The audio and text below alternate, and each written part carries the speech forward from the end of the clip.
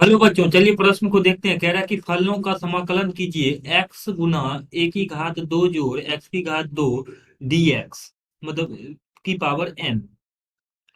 तो दिए गए प्रश्न के लिए हमारे पास जो मुख्य अवधारणा है, मुख्य अवधारणा यदि हम देखें तो समाकलन ए एक्स जोड़ बी की घात एन का समाकलन एक्स के सापेक्ष होता है। ए एक्स जोड़ बी की घात एन जोड़ एक और बटा में एन जोड़ एक। और जब एक्स का यहाँ पर एक्स का यहाँ पे गुणांक कुछ हो तो उस गुणांक से भाग भी दे देना होता है, और जोड़ में सी, जहाँ पे सी हमारे पास समाकलन अचर है। तो दिए गए प्रश्न के लिए हम देखें, अगर इसको हम इसके समाकलन, इस फलन के समाकलन को आई मान लेते हैं तो आई हो जाएगा समाकलन एक्स गुना ए की घात दो जोड़ एक्स की घात दो और पूरे की घात एन डी एक्स। इसमें अगर हम प्रतिस्थापित करते हैं मान को, कि मान लेते हैं ए की घात, माना ए की घात दो जोड़ एक्स की घात दो को हम टी मान लेते हैं। एक्स के सापेक्ष अगर हम अवकलन करेंगे तो इसका तो जीरो हो जाएगा और ये आ जाएगा दो एक्स गुना डी एक्स बराबर डी टी। तो इस प्रकार से ये आ जाएगा एक्स डी एक्स बराबर एक बट्टा दो गुना डी टी। अब इसका मान इसमें हम प्रतिस्थापित कर देते हैं तो एक्स डी एक्स के जगह पे आ जाएगा एक बट्टा दो गुना डी टी।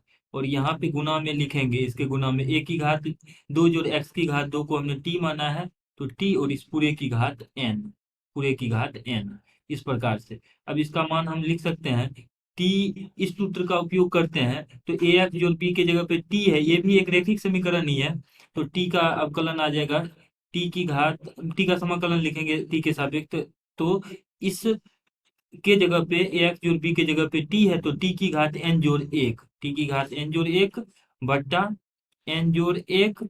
और यहाँ पर जो लिखा गया है ए एक्स जोड़ बी, तो यहाँ पर ए के जगह पे एक है और बी के जगह पे शून्य है, तो यहाँ पे एक से भाग देंगे, या सीधा हम उपयोग में ला सकते हैं कि एक्स की घात एन डी एक्स का समाकलन जो होगा एक्स की घात एन जोड़ एक बट्टा एन जोड़ एक और जोड़ में सी, इसका उपयोग कर लेंगे, ये इसी से संबंधित है।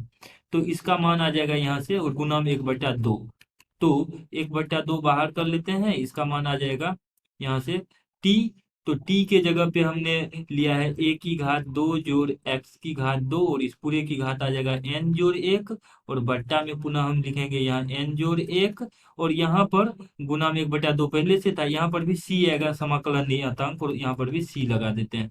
तो परिणाम स्वरूप हमारे पास जो इस फलन का समाकलन एक्स के सापेक्ष है वो आ जा रहा है एक बट्टा दो गुना ए की घात दो जोड़ एक्स की घात दो और इस पूरे की घात एन जोड़ एक, और बट्टा में ये आ जाएगा एन जोड़ एक, और जोड़ में सी ले लेते हैं।